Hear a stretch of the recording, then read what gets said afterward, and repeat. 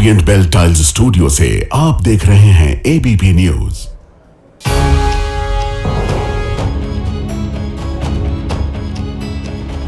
नमस्कार, मैं हूं प्रतिमा मिश्रा। आज दिन की बड़ी खबरों के साथ आइए शुरू करते हैं भारत की बात। शुरुआत उन खबरों से जिन पर विस्तार से करेंगे चर्चा।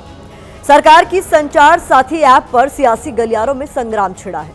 क्या इस मोबाइल ऐप के जरिए सरकार आपकी जासूसी करने जा रही है? आज इसका विश्लेषण हम आपके लिए करेंगे। संचार साथी ऐप पर सियासत के बीच पुतिन और किम की चर्चा क्यों हो रही है? विपक्ष के नेता क्यों कह रहे हैं कि देश को पुतिन किम मॉडल पर ले जाने की तैयारी है? हम आपको बताएंगे। आज राष्ट्रीय प्रदूषण नियंत्रण दिवस है।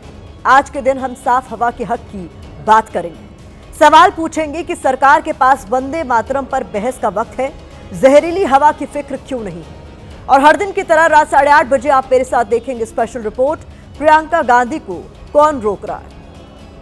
आज सबसे पहले बात सरकार के खिलाफ विपक्ष को मिली लीड की करेंगे। विपक्ष ने यह लीड संसद में जारी सियासी गेम में हासिल की है। शीत सत्र के पहले दिन पीएम मोदी ने ड्रामा डिलीवरी वाले शब्दबाण चलाकर सत्ता पक्ष के लिए बढ़त बनाई थी। विपक्ष को टिप्स देने वाली नसीहत से पीएम मोदी ने विपक्ष पर हावी होने की कोशिश की थी। इस सियासी गेम में पहले दिन का स्कोर सत्ता पक्ष 1 और विपक्ष 0 रहा। आज विपक्ष ने पलटवार करते हुए सत्ता पक्ष के खिलाफ 1 अंक की बढ़त बना ली। कैसे, वो देखिए। विपक्ष को पहला अंक तब मिला जब संचार साथी ऐप के विषय पर विपक्ष के विरोध के बाद सरकार को बैकफुट पर आना पड़ा। सरकार बैकफुट पर कैसे आई, इसका विश्लेषण आपके लिए होगा। लेकिन इस मुद्दे पर 1 अंक के साथ विपक्ष ने सत्ता पक्ष के खिलाफ स्कोर की बराबरी की। इसके बाद विपक्ष को 1 अंक से बढ़त तब मिली जब यह खबर आई कि सरकार एसआईआर के मुद्दे पर बीच का रास्ता निकालने के लिए तैयार है।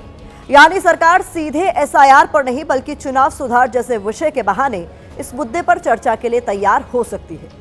सूत्रों से हमें जो जानकारी मिली है उसके मुताबिक अगले मंगलवार को इलेक्टोरल रिफॉर्म पर चर्चा संभव है। अब ये तो हुई संसद में विपक्ष की बात। अब बात आपकी, यानी 123 करोड़ मोबाइल यूजर्स की। आपके और हमारे मोबाइल फोन पर आज संसद में महाभारत छिड़ गई। आप सोचेंगे कि हमारे मोबाइल से सरकार का क्या लेना देना। दरअसल विवाद इसी सवाल को लेकर है। सरकार ने सभी स्मार्टफोन्स में सरकारी संचार साथी ऐप को प्री इंस्टॉल करना अनिवार्य कर दिया है। इसी पर विपक्ष की तरफ से पेगासस जैसे जासूसी वाले आरोपों की चिंगारियां उठ रही हैं। ये ऐप क्या है, ये कैसे काम करता है, इससे क्या फायदा हो सकता है और इसका नुकसान क्या है, इस पर सियासत क्यों हो रही है, ऐसे तमाम सवाल आपके जहन में हो। इन सारे सवालों का जवाब हम अपने विश्लेषण में आपको देंगे। पहले आपको बताते हैं कि संचार साथी ऐप से जुड़ी खबर क्या है।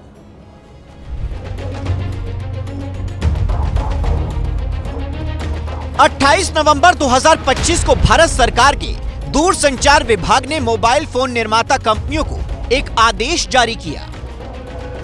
इसकी डिटेल मीडिया रिपोर्ट के जरिए 1 दिसंबर को बाहर आई। इस आदेश में संचार साथी ऐप को सभी मोबाइल फोन में प्री इंस्टॉल करने के लिए कहा गया। इसके लिए 90 दिन की डेडलाइन तय की गई। आदेश के मुताबिक जो मोबाइल फोन पहले से तैयार हो चुके हैं उनके लिए मैन्युफैक्चरर या इंपोर्टर एक सॉफ्टवेयर अपडेट के जरिए ऐप को मोबाइल में इंस्टॉल करेंगे। अब ये ऐप क्या काम करेगा वो आपको बताते हैं। संचार साथी ऐप को लेकर सरकार का दावा है कि इसे साइबर फ्रॉड से निपटने और टेलीकॉम सिक्योरिटी को मजबूत करने के लिए डिजाइन किया गया है।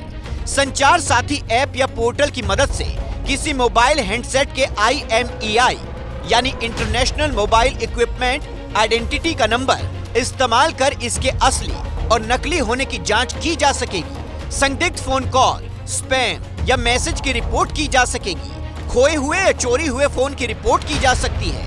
अपने नाम से जारी सभी मोबाइल कनेक्शंस का पता चल सकता है। बैंकों और वित्तीय संस्थानों की विश्वसनीय कॉल डिटेल्स तक पहुंचा जा सकेगा। अब जैसे ही इस नोटिफिकेशन की कॉपी सामने आई, विपक्ष ने इसके बहाने सरकार पर पेगासस जैसी जासूसी के आरोप लगाने शुरू कर दिए, क्योंकि इस नोटिफिकेशन में कहा गया है कि पहले से इंस्टॉल किया गया संचार साथी एप्लीकेशन पहली बार इस्तेमाल करने या डिवाइस सेटअप करने के समय यूजर्स को आसानी से दिखे और इसे बंद या अनइंस्टॉल नहीं किया जा सके। यानी ये आपकी मर्जी पर निर्भर नहीं होगा कि आप इस ऐप को अपने मोबाइल में रखना चाहते हैं या नहीं। आपको अपने मोबाइल के साथ पहले से ही ये ऐप इंस्टॉल मिलेगा और आप इसे ना ही निष्क्रिय कर सकते हैं और ना ही delete. It's a snooping app, so you know what it is then. Citizens have their right to privacy. Even all of you must be having a right to privacy to send your own messages to family, friends without the government looking at everything. सरकार हर एक के mobile में क्या खोजबीन करना चाहती है? कहीं ऐसा तो नहीं है सरकार किंग जॉन्ग के रास्ते पे चल रही हो? किंग जॉन्ग इन लोगों का जो रवैया है वो जरा भी देश में काम होने देने लायक वाला नहीं है। उपयोगी हो सकता है लेकिन हर व्यक्ति की मर्जी पे ये डाउनलोड होनी चाहिए। तो आपके मोबाइल में 50 ऐप रहते हैं, एक ऐप रहेगा उसमें दिक्कत क्या है? सरकार इतनी इनसिक्योर क्यों? मैं तो ईश्वर से प्रार्थना कर सकता हूँ इन्हें सद्बुद्धि। आप लोगों जासूसी करना ये हमारी सरकार का काम नहीं है। जासूसी करने वाले अपोजिशन के लोग हैं। नॉर्थ कोरिया बनाएंगे देश का क्या? लोगों की निजता का हनन करेंगे। लोगों के घरों के अंदर आप घुस करके देखेंगे, बेडरूम में आप घुस जाएंगे लोगों के। ये जो संचार साथी है, क्या उससे सरकार आपको स्नूप करना चाहती है? आपके पीछे जासूसी करना चाहती है? नहीं। NO no. आप जब कोई ऐप अपने मोबाइल में इंस्टॉल या फिर डाउनलोड करते हैं तो वो आपके कॉल, SMS, कैमरा और माइक्रोफोन एक्सेस, इस तरह की तमाम चीजें मांगते हैं। ठीक वैसे ही इस ऐप की पहुंच भी आपके कॉल मॉनिटरिंग, SMS, कैमरा और बाकी जानकारियों तक होगी। इसीलिए जैसे ही इस ऐप की खबर सामने आई, विपक्ष ने सरकार के खिलाफ मोर्चा खोल दिया। पेगासस जैसे जासूसी वाले आरोप लगाने शुरू कर दिए। शिवसेना उद्धव गुट की सांसद प्रियंका चतुर्वेदी ने लिखा कि बिग बॉस के घर की तरह सरकार आपका सर्विलांस करना चाहती है। कांग्रेस सांसद प्रियंका गांधी की ओर से कहा गया कि सरकार आम नागरिकों की जिंदगी में जासूसी करना चाहती है, इसे सर्विलांस स्टेट बनाना चाहती है। समाजवादी पार्टी के अध्यक्ष अखिलेश यादव ने लिखा कि जिनका इतिहास ही मुखबिरी का रहा हो, वो जासूसी करना कैसे छोड़ सकते हैं। आम आदमी पार्टी के संयोजक अरविंद केजरीवाल ने कहा कि दुनिया के किसी भी देश में इस तरह की कोशिश नहीं हुई, ये तानाशाही है। विपक्ष ने सरकार की इस कोशिश को रूस और चीन के मॉडल से जोड़ना शुरू कर दिया। विपक्ष सरकार के खिलाफ ये आरोप भी लगा रहा है कि रूस, चीन और नॉर्थ कोरिया जैसे देशों की तरह सरकार आम आदमी के जीवन में ताक झांक करने की कोशिश कर रही है। दरअसल रूस में पुतिन सरकार का एक अनिवार्य नियम है। इस नियम के मुताबिक हर मोबाइल फोन कंपनी को अपने फोन में मैक्स नाम के एक नेशनल मैसेजिंग ऐप को प्री इंस्टॉल करना होता है। एक्सपर्ट्स का मानना है क्योंकि ये ऐप सरकार नियंत्रित करती है, ऐसे में इससे लोगों की निगरानी या सर्विलांस करना बेहद आसान है। यानी सरकार को लोगों के बातचीत, डेटा और दूसरी जानकारियों तक पहुंच मिल सकती है। भारत में भी विपक्ष को आशंका है कि सरकार इसी तरह का मॉडल यहां भी लागू करने की कोशिश कर रही है। हालांकि इन आरोपों पर संचार मंत्री ज्योतिरादित्य सिंधिया का क्या कुछ कहना है, वो सुनिए। ना कोई स्नूपिंग है, ना कोई कॉल मॉनिटरिंग है। अगर आप चाहते हो तो इसको आप एक्टिवेट करो, अगर आप नहीं चाहते तो इसे एक्टिवेट मत करो। अगर आप इसको अपने फोन पे रखना चाहते हो तो रखो, अगर आप इसको डिलीट करना चाहते हो तो डिलीट करो। कोई मैंडेटरी नहीं है। आप अगर रजिस्टर नहीं करना चाहते, मतलब कि उदाहरण के तौर पे इस ऐप का उपयोग नहीं करना चाहते, तो रजिस्टर मत करो। पर हर व्यक्ति को देश में नहीं मालूम कि मुझे फ्रॉड से प्रोटेक्ट करने के लिए, मुझे चोरी से प्रोटेक्ट करने के लिए ये ऐप है। तो हर व्यक्ति तक ये ऐप पहुंचाना हमारी जिम्मेदारी है। केंद्रीय संचार मंत्री ज्योतिरादित्य सिंधिया ने विपक्ष की आशंकाएं दूर करने की कोशिश की है। उन्होंने बताया है कि ये ऐप जासूसी या कॉल मॉनिटरिंग को सक्षम नहीं करता। आप इसे अपनी मर्जी से एक्टिवेट या डीएक्टिवेट कर सकते हैं। आप संचार साथी नहीं चाहते हैं तो इसे डिलीट कर सकते हैं, ये ऑप्शनल है। इसे अपने डिवाइस पर रखना है या नहीं, ये यूजर्स की मर्जी है। इसके बाकी ऐप्स की तरह मोबाइल से डिलीट इसे किया जा सकता है। इसकी मदद से 7 लाख से ज्यादा मोबाइल फोन सफलतापूर्वक नागरिकों को लौटाए गए हैं। अब संचार मंत्री के बयान और डिपार्टमेंट ऑफ टेलीकम्युनिकेशन के नोटिफिकेशन से कंफ्यूजन के हालात पैदा हो रहे हैं। नोटिफिकेशन में लिखा है कि इसे डिसेबल और अनइंस्टॉल नहीं किया जा सकता। संचार मंत्री कह रहे हैं कि डिलीट किया जा सकता है। इसे फोन में रखना नहीं रखना यूजर्स की मर्जी पर है। ऐसे में साइबर एक्सपर्ट्स का इस पे क्या कुछ कहना है, वो सुनना भी जरूरी है। ये पब्लिक यूटिलिटी उपभोक्ता फेसिंग ऐप है जिसका उद्देश्य है कि लोगों की साइबर सुरक्षा को प्रबल रूप से सशक्त या सुरक्षित करना। तो उसका उद्देश्य जासूसी करना बिल्कुल नहीं है। लेकिन जब आप उसके परमिशंस पे जाते हैं, एक्सेस आपसे मांग रहा है आपके कैमरा का, आपके कॉल लॉग्स का, आपके टेलीफोन का, आपके SMS का, आपकी स्टोरेज का और अदर परमिशंस का भी। तो जब ये परमिशंस को समुचित तौर पर देखा जाए तो इस ऐप के द्वारा आपके फोन के अंतर्गत हुई जानकारी का एक्सेस मिल सकता है। तो एक्सपर्ट्स मान रहे हैं कि इस ऐप की मदद से सरकार आपकी जानकारियों तक एक्सेस कर सकती है। इस खबर को भारत की बात वाली दूरबीन से देखना भी जरूरी है। दूरबीन ये कहती है कि संविधान ने हर भारतीय को अनुच्छेद 21 के तहत निजता का अधिकार दिया है। यह अधिकार लोगों को गैर जरूरी दखल के बिना व्यक्तिगत फैसले लेने की इजाजत देता है। इसमें संचार, संबंध और पसंद नापसंद शामिल है। तो सरकार को भी इस अधिकार का सम्मान करना चाहिए। हमारे और आपके मोबाइल के साथ अपनी मनमर्जी वाली ऐप चलाने से बचना चाहिए। हमारी अगली खबर के केंद्र में प्रदूषण की चादर में लिपटी वो पॉलिटिक्स है जो इस गंभीर मुद्दे पर भी सीरियस नहीं है। जिस प्रदूषण ने दिल्ली का दम घोट रखा है, उसी दिल्ली में इस वक्त संसद का सत्र चल रहा है। विपक्ष मांग कर रहा है कि दिल्ली के प्रदूषण पर संसद में चर्चा होनी चाहिए, क्योंकि ये जनता से जुड़ा हुआ मुद्दा है। अब सरकार वंदे मातरम पर तो 10 घंटे की चर्चा करने को तैयार है, लेकिन विपक्ष कह रहा है कि प्रदूषण पर चर्चा से सरकार भाग रही है।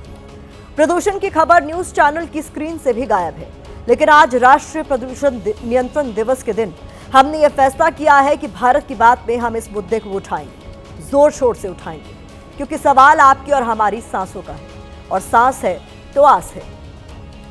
नेशनल पोल्यूशन कंट्रोल डे का मकसद प्रदूषण के खतरों से लोगों को जागरूक करना है, पर्यावरण को साफ बनाना है। लेकिन क्या ऐसा हो रहा है? क्या हमें सांस लेने के लिए साफ हवा मिल रही है? दिल्ली NCR में प्रदूषण की परत इतनी मोटी है कि सूरज की रोशनी तक को रोक रही है। हैरानी की बात है कि जितना प्रदूषण घर के बाहर है, उतना ही घर के अंदर भी है, जिसे देखकर ऐसा लग रहा है जैसे दिल्ली में सांस लेना अब गुनाह सा हो गया।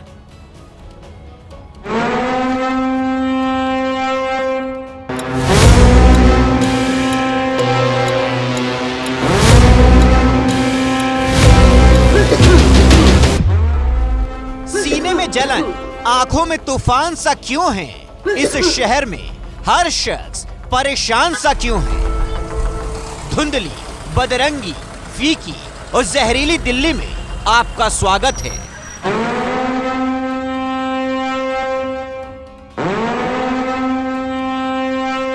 प्रदूषण के चक्रव्यूह के बीच ही संसद का सत्र चल रहा है।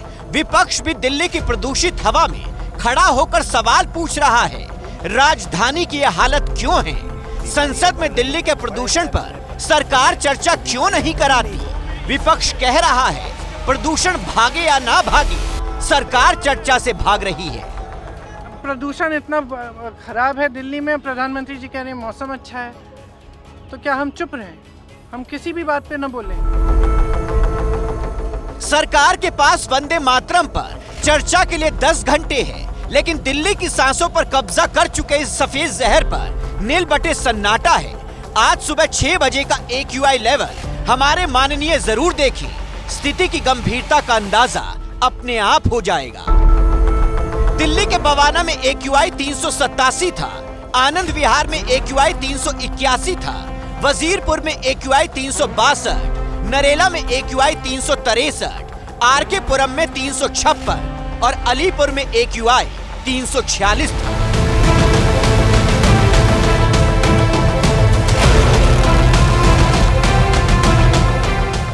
हर जगह AQI बेहद खराब और कुछ जगहों पर गंभीर श्रेणी में पहुंच चुका है। इसे आप ऐसे समझिए कि 300 से ऊपर AQI यानी बहुत खराब श्रेणी, जिसमें सांस लेना भी मुश्किल हो जाए। वो गाना आपने सुना होगा, स्वैग से करेंगे सबका स्वागत। अब विपक्ष भी पूछ रहा है, व्लादिमीर पुतिन का इसी प्रदूषण से स्वागत करोगे? अगर विदेशी मेहमानों ने पलट करके पूछ लिया कि इतनी गुणवत्ता वायु की खराब है, तो देश की भी कहीं ना कहीं देश को भी शर्मसार होना पड़ेगा। आम आदमी पार्टी की सरकार के समय प्रदूषण को लेकर बीजेपी खूब हल्ला काटती थी, लेकिन अब समय बदल गया है। सरकार बदल गई है, जो नहीं बदला है वो बस प्रदूषण है, जो उस वक्त भी दिल्ली के आसमान पर टंगा था, आज तो कब्जा ही कर लिया है। देखिए, पॉल्यूशन पर ये सरकार सीरियस है ही नहीं। हमारे प्रधानमंत्री कहते हैं कि मौसम का मजा लेंगे, तो जब प्रधानमंत्री की भाषा ये हो तो फिर ये पॉल्यूशन को कंट्रोल करने का काम कैसे हो सकता है? किसने कहा हम चर्चा नहीं करना चाहते? सभी विषय पे चर्चा करना चाहते हैं, बशर्ते कि जो चर्चा चाहते हैं वो चर्चा तो करने दें।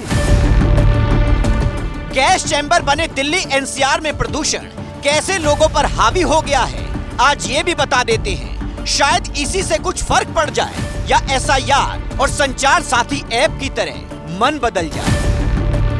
प्रदूषण लंग्स, हार्ट और ब्रेन पर असर डाल रहा है। प्रदूषण माँ के गर्भ में बच्चे के ब्रेन डेवलपमेंट को रोक सकता है। रिपोर्ट्स कहती हैं कि प्रदूषण इंसान की उम्र घटा रहा है। प्रदूषण वाली बीमारी अब धीरे धीरे अपना दायरा बढ़ा रही है। दिल्ली की तरह मुंबई और हैदराबाद में भी जहरीली हवा ने दस्तक दे दी है। हैदराबाद की कई जगहों पर आज AQI 200 पार था, तो मुंबई में आज AQI 217 को पार कर गया। हम दक्षिण मुंबई में मौजूद हैं। दक्षिण मुंबई का ये मरीन ड्राइव इलाका, जो कि मुंबई की खूबसूरती के लिए जाना जाता है, लेकिन खराब हवा की गुणवत्ता का असर तस्वीरों में भी देखा जा सकता है। लेकिन ये सियासत है जनाब, यहाँ प्रदूषण कोई गंभीर मुद्दा नहीं है। होता तो संसद में चर्चा जरूर होती। ठंड के मौसम में हर साल वायु प्रदूषण एक राष्ट्रव्यापी समस्या बन जाता है, जो बहुत बड़ी संख्या में लोगों की जान ले रहा है। The state of global air 2025 की रिपोर्ट के मुताबिक भारत में 2023 में वायु प्रदूषण की वजह से 20 लाख से ज्यादा मौतें हुई, यानी हर महीने 1,67,000 लोगों की मौत प्रदूषण की वजह से हुई। हर दिन 5,556 लोगों की प्रदूषण ने जान ली। हर घंटे 231 लोगों की मौत हुई और हर 15 सेकंड में प्रदूषण से एक मौत हुई। स्टेट ऑफ ग्लोबल एयर 2025 की रिपोर्ट के आंकड़े डराने वाले हैं। इसके बावजूद इस पर संसद में चर्चा तक नहीं हो रही। मेरी आंखों को जलन इतनी हो रही थी, पानी निकल रहा था, रेडिश हो गई थी, जिसके कारण से मैं कंप्यूटर पे वर्क ही नहीं कर पा रही थी। थोड़ा अस्थमेटिक हूँ मैं पहले से ही, तो उस वजह से बहुत सीवियर हो जाता है, खांसी वगैरह और ब्रीदिंग इश्यूज हो जाते हैं। गला खराब हो जाता है पोल्यूशन से, आँखें चिलमिलाती हैं, पानी निकलता है, इन्फेक्शन हो रही है गले में।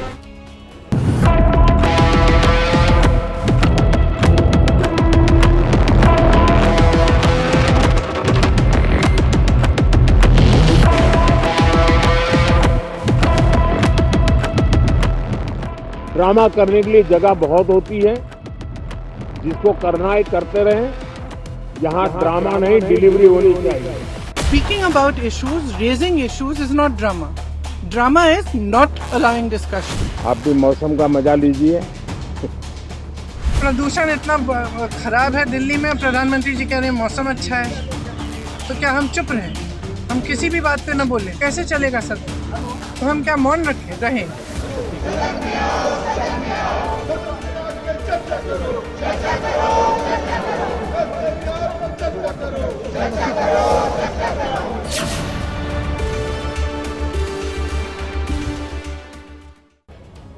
प्रियंका को कौन रोक रहा है? ये सवाल इसलिए पूछा जा रहा है कि आम जनता या फिर कहीं और से नहीं, बल्कि कांग्रेस के भीतर से ही प्रियंका के हाथ में कमान सौंपने की आवाजें उठती रही हैं। बार बार ये कहा जाता रहा है कि कांग्रेस पार्टी की कमान प्रियंका गांधी को सौंप देनी चाहिए। और हाल ही में बिहार में कांग्रेस को मिली करारी हार के बाद पार्टी के वरिष्ठ नेता राशिद अल्वी ने केंद्रीय नेतृत्व को जिम्मेदार ठहराया था। राशिद अल्वी ने कहा था कि पार्टी के पूर्व अध्यक्ष और लोकसभा में विपक्ष के नेता राहुल गांधी तक पहुंच लगभग नामुमकिन है, और राहुल पर निशाना साधने के साथ ही प्रियंका के लिए वकालत भी की थी। राशिद अल्वी के दिए बयान को हवा कल शीतकालीन सत्र शुरू होने के साथ ही मिल गई। ऐसा इसलिए हुआ क्योंकि सत्ता पक्ष के खिलाफ जो आवाज सबसे मुखर होकर सुनाई दे रही है वो प्रियंका गांधी की ही है। प्रियंका सीधे मोदी को जवाब दे रही हैं, फिर चाहे ड्रामा पॉलिटिक्स का मुद्दा हो या फिर संचार साथी ऐप का, जबकि राहुल गांधी उस तरह से सक्रिय दिखाई नहीं दे रहे। और इसीलिए इस सवाल का शोर तेज हो गया है कि अगर सब कुछ मुफीद है तो प्रियंका को आगे आने से कौन रोक रहा है।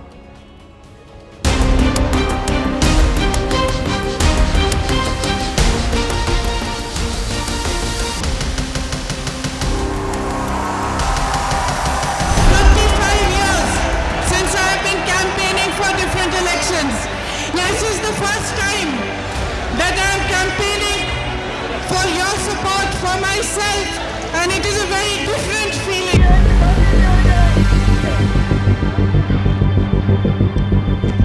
बस पूरी कहानी इसी सवाल के इर्द गिर्द तो घूम रही है कि आखिर गांधी परिवार के लिए वोट मांगने वाली प्रियंका गांधी की औपचारिक राजनीतिक एंट्री में 35 साल का लंबा वक्त क्यों लगा। ये कहने की जरूरत तो नहीं है कि मेरे परिवार ने कितना इस क्षेत्र के लिए किया है, मैं जानती हूँ, इसलिए मैं यहाँ हूँ। अगर मैं इसको 20 साल पहले से डिकोड करूँ तो मुझे समझ में आता है कि शायद सोनिया गांधी भले ही एक विदेशी माँ हो, उनका जन्म वहाँ पे हुआ हो, बहू यहाँ की हैं, वो भी हिंदुस्तानी माँओं की तरह उनके अंदर भी पुत्र मोह ज़्यादा है।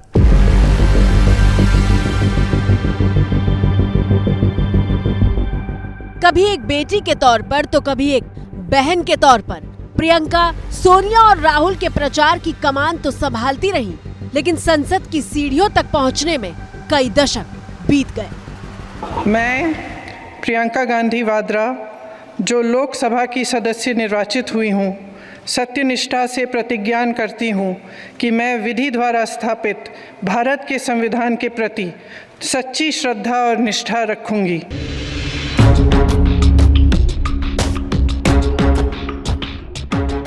और जब प्रियंका गांधी ने वायनाड से लोकसभा चुनाव जीतने के बाद सांसद के तौर पर सदन में अपनी मौजूदगी दर्ज कराई तो वो सत्ता पक्ष से सीधी टक्कर लेती हुई दिखाई दे रही हैं।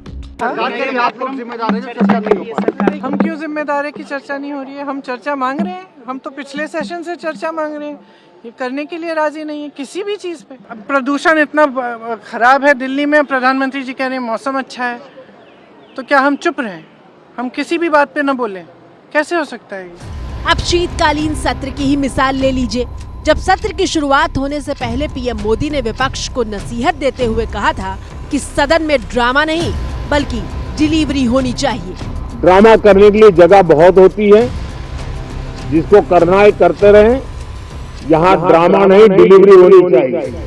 विपक्ष ने प्रधानमंत्री के इस डायलॉग को पलटवार का हथियार बना लिया और तमाम नेताओं ने प्रतिक्रिया दी।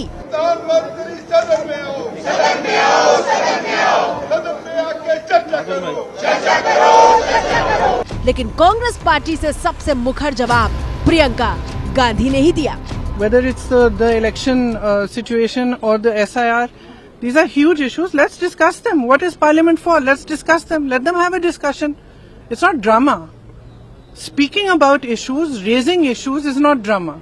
Drama is not allowing discussion. Drama is not having a democratic discussion about issues that matter to the public. जब से वो संसद में आई हैं, एक मजबूत विपक्ष की आवाज के रूप में उन्होंने देश के सामने अपनी बातों को रखा है और बड़ी संख्या में लोग उनसे जोड़ भी रहे हैं। और ये कोई पहली बार नहीं है जब प्रियंका खुलकर पीएम पर हमले कर रही हूँ। मैं मोदी जी को चुनौती देती हूँ कि मंच पे खड़े होकर एक बार कह दे कि जाति जनगणना करेंगे। मुद्दा जाति जनगणना का हो या फिर लोकसभा चुनाव के दौरान मंगलसूत्र पर मचे कोहराम का, प्रियंका का दिया जवाब हमेशा सुर्खियों में रहा। मेरी माँ का मंगलसूत्र इस देश को कुर्बान हुआ है, और अगर मोदी जी मंगलसूत्र का महत्व समझते तो वो ऐसी अनैतिक बातें नहीं करते।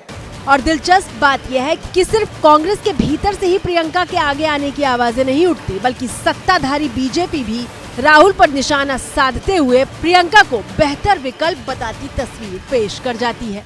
बीजेपी के राष्ट्रीय प्रवक्ता प्रदीप भंडारी का एक्स पर किया ये पोस्ट देखिए, जिसमें तस्वीर के साथ उन्होंने लिखा है कि राहुल गांधी फोन पर व्यस्त है, वो उन मुद्दों को भी गंभीरता से नहीं लेते जिन्हें वो खुद और विपक्ष उठाता है। इतनी बड़ी हार के बाद तो कुछ तो आंख में पानी होना चाहिए ना।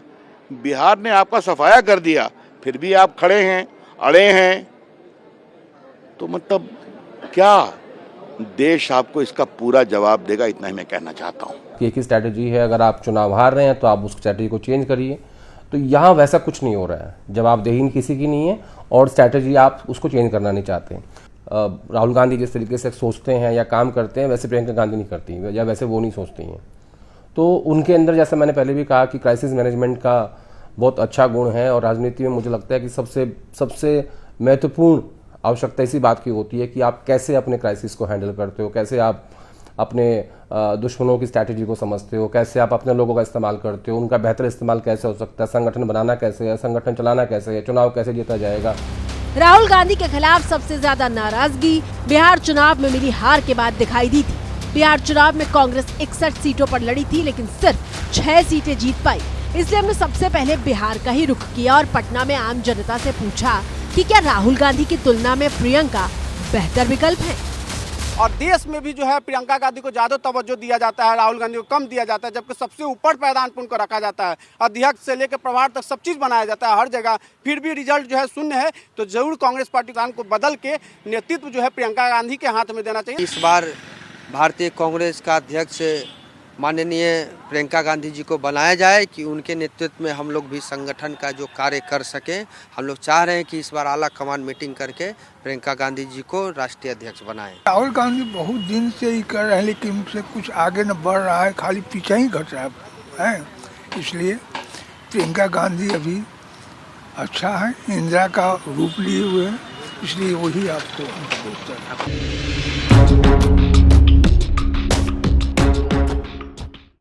अब सवाल ये है कि आखिर ऐसी कौन सी बात है जिसकी वजह से कांग्रेस पार्टी के भीतर से लेकर आम जनता तक को प्रियंका में एक उम्मीद नजर आती है। प्रियंका गांधी में पूर्व प्रधानमंत्री इंदिरा गांधी का अक्स नजर आता है, लेकिन पार्टी की कमान संभालने के लिए सिर्फ इतना होना काफी नहीं है।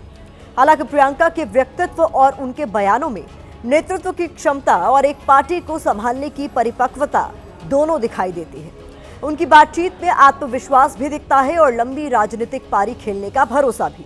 लेकिन यह भी उतना ही सच है कि प्रियंका अब तक कुछ बड़ा नहीं कर पाई है। चुनावी रिकॉर्ड उनके पक्ष में नहीं है, पर उनकी वकालत करने वाले कहते हैं कि अगर कमान पूरी तरह से उनके हाथों में होगी तो कांग्रेस का बेहतर रूप दिख सकता है।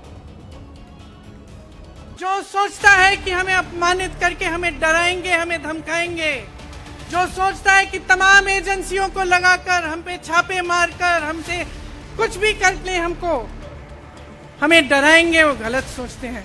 हम डरने वाले नहीं हैं, हम डरने वाले नहीं हैं, हम डरने वाले नहीं हैं। मुनीर नियाजी का एक शेर है, हमेशा देर कर देता हूँ मैं, जरूरी बात करनी हो, कोई वादा निभाना हो, हमेशा देर कर देता हूँ मैं।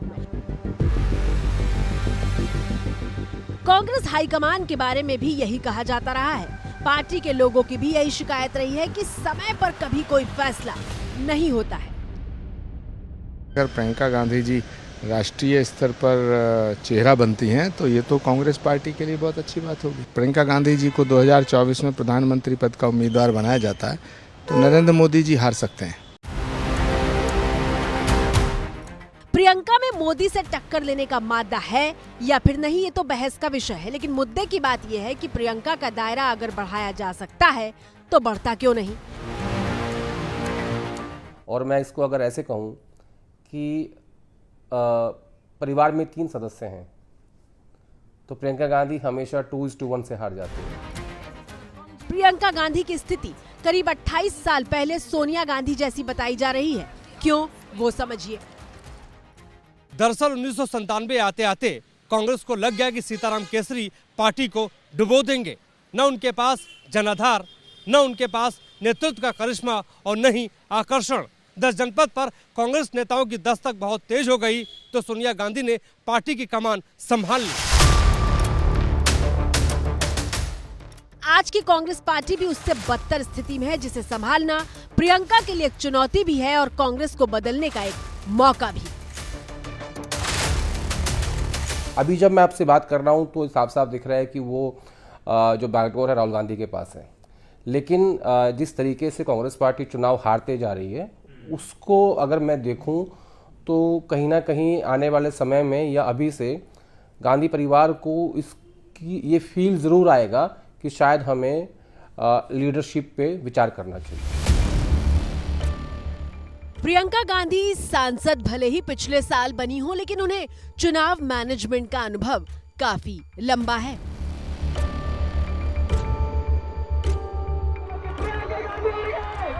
उन्नीस 1999 में प्रियंका उत्तर से लेकर दक्षिण तक अपनी मां के साथ चुनावी मंच पर दिखाई दे रही थी।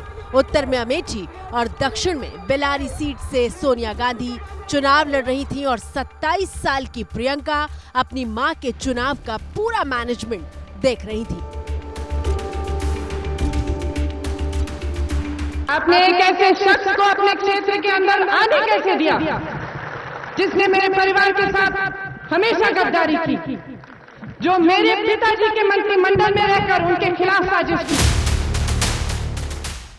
प्रियंका में लोग इंदिरा को देखते हैं और खुद पूर्व प्रधानमंत्री इंदिरा गांधी ने अपने सचिव रहे माखनलाल फौतेदार से कहा था कि मैं शायद ज्यादा दिन तक जी न पाऊं, लेकिन आप प्रियंका को बड़ा होते हुए देखेंगे। लोग जब उसे देखेंगे तो मुझे याद करेंगे और अगली सदी उसकी होगी।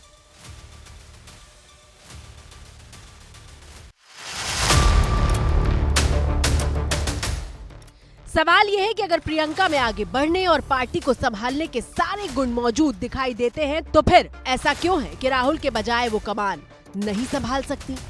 लीडरशिप में राहुल गांधी ने आजकल मिलना बहुत कम कर रखा है लोगों से। जब से वो कांग्रेस प्रेसिडेंट उन्होंने छोड़ा है अध्यक्ष पद, उसके बाद से तो उनका जो कम्युनिकेशन, जो उनके पास ज़मीन की चीज़ें आती हैं वो बहुत कम आती हैं। प्रियंका गांधी क्योंकि सब लोगों से मिलती हैं तो उनको पता होता है कि ज़मीन पे क्या हो रहा है, तो वो एक बेहतर प्रैक्टिकल नेता हैं जिसकी आज के दौर में कांग्रेस पार्टी को जरूरत है।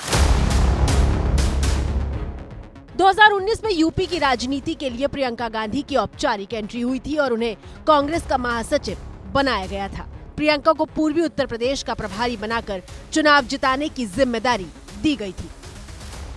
और फिर लोग कहेंगे कि नहीं, उन्हें 2019 के लोकसभा चुनाव से पहले हमने राजनीति में लेके आए और यूपी का इंचार्ज बनाया।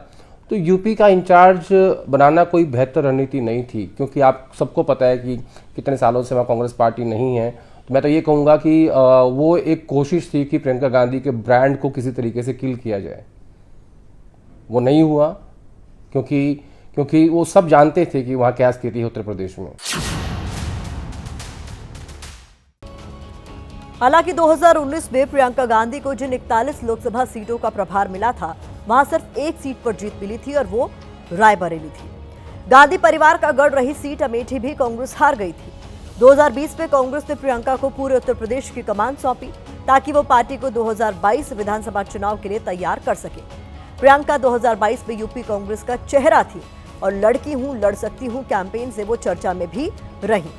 हालांकि यूपी विधानसभा चुनाव में कांग्रेस ने सिर्फ 2 सीटें जीती थी, लेकिन हार का जिम्मेदार सिर्फ प्रियंका को नहीं माना जा सकता। प्रियंका का स्ट्राइक रेट भले ही अच्छा ना रहा हो, लेकिन वो अपनी पार्टी के लिए कई बार संकट मोचक की भूमिका निभा चुकी है।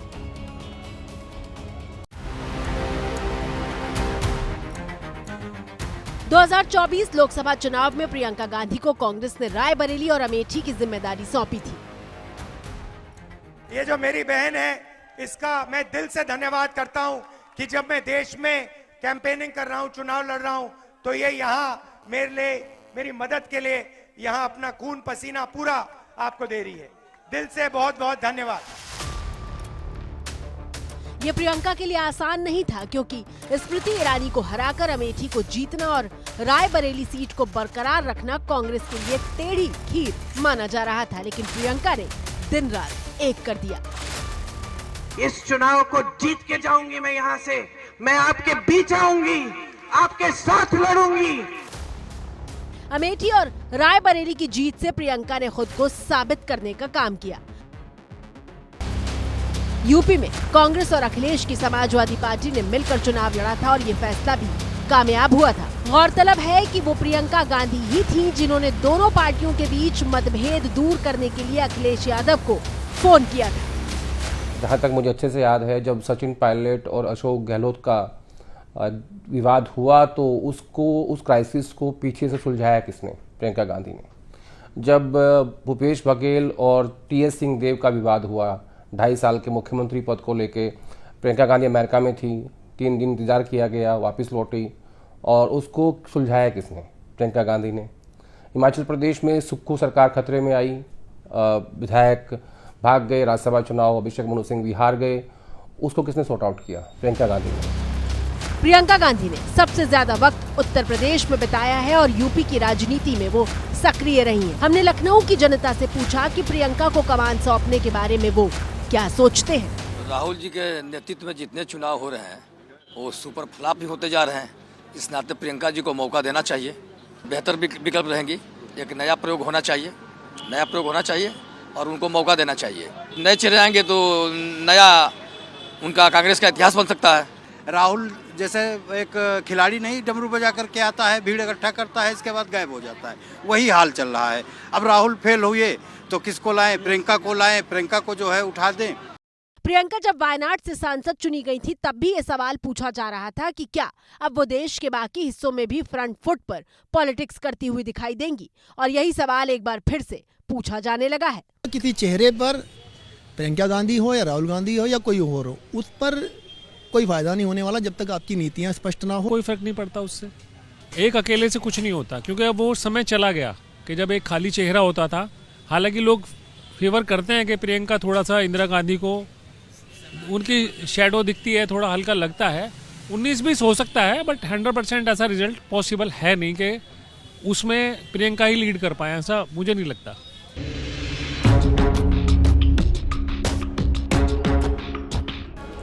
कांग्रेस के समर्थकों की माने तो प्रियंका गांधी पार्टी के लिए तुरुप का इक्का है, लेकिन सवाल यह है कि इस इक्के को कांग्रेस फ्रंट फुट पर खेलने का मौका क्यों नहीं दे रही। अभी सामने पश्चिम बंगाल सहित 5 राज्यों के चुनाव हैं, जहां कांग्रेस के लिए चुनौती बड़ी है। उसके बाद यूपी, उत्तराखंड से लेकर हिमाचल और गुजरात तक के चुनाव होने हैं। पार्टी अगर अभी से बदलाव के फॉर्मूले पर विचार करती है या बदलाव करती है तो फिर कैडर में नया जोश भरने में सहूलियत होगी और पार्टी को पटरी पर लाना आसान हो सकता है। तो इसी के साथ भारत की बात पे अब मुझे दीजिए इजाजत। कल रात 8 बजे आप सभी से फिर होगी मुलाकात।